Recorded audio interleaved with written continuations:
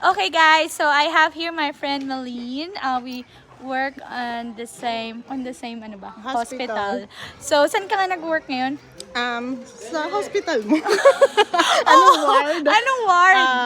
Nag-start akong medical surgical oncology. Oh wow, med-surg nurse.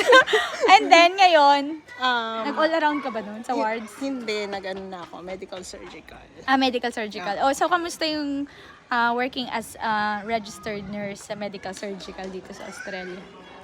Ayos naman, nakakapagod. So, handa nyo yung mga paa nyo, compression stockings. Pero fulfilling. Lalo na nung nasa oncology ward ako kasi parang, alam mo yun, kung talagang dedicated ka sa work mo, parang makakarinig ka ng yung satisfied yung mga patients mo. Mabait naman yung mga patients mo. Mabait. Oo, nice naman sila dito, no? Nice naman. Kahit nagkakamali ka na, papa-thank you pa sila. Hindi naman. Pero Alam ilang mo yun? patients mo usually sa shift mo? 5. 5 patients. Tapos may kasama ka doon o mag-isa ka lang? Ako lang.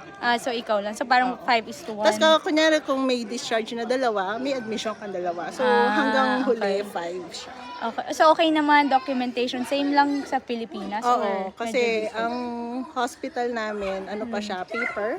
Oo, paper pa tayo, no? Oo, paper. Wala pang... Sa iba kasi sa public, meron sila computer na Copy-paste, sila. pero yung sa amin hindi. Kasi talagang Oo, parang old school sa Old Pilipinas, school. ganyan. Pero depende naman kung saan ka mag-work na hospital. Sa iba kasi, computer-based na sila. Yung like yung public. So, marirecommend mo ba sila? Mas maraming pera, di ba, sa ano? mas med-surg? madami. Oo. Lalo na kung Kasi pag weekend nights, mas malaki, no? Oo. Tsaka lagi merong double job. Double shift. Double shift, saka lagi may OT. Oo. Pero gustong-gusto ko nagdo-double kasi kakilala mo na yung patient mo. So, continue lang ang care. Continue lang yung care. So, So, pag alam mo double, na. like 16 hours. Tapos parang 6, 8 and 7 to 10.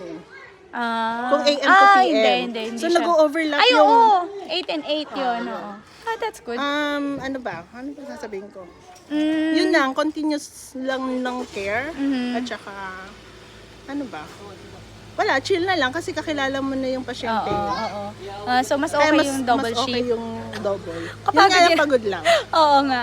Anyway, so okay naman. I mean, alam ko naman okay naman yung pay natin sa hospital. So, depende rin talaga Dahil kung saan ni-reveal mag-work. mo na. Pero tataas pa yun. Oo, Kung pero masipag tataas ka. pa yon kung masipag ka talaga. So, depende sa'yo yan. Pero more tax din. Oo, okay lang. Pero At okay rin least, pa din. Malaki pa hindi rin mo naman yung Hindi take mo na home. iniisip. Nung Oo. nabuntis ako, lumabas lang ako. Wala akong iniisip na babayaran. Oo, kasi wala kang babayaran. Tapos hanggang GP, tsaka i-monitor yung baby mo, libre na. So, yun ang habol. Oo, yun ang maganda. Yun ang maganda. Anyway, thank you.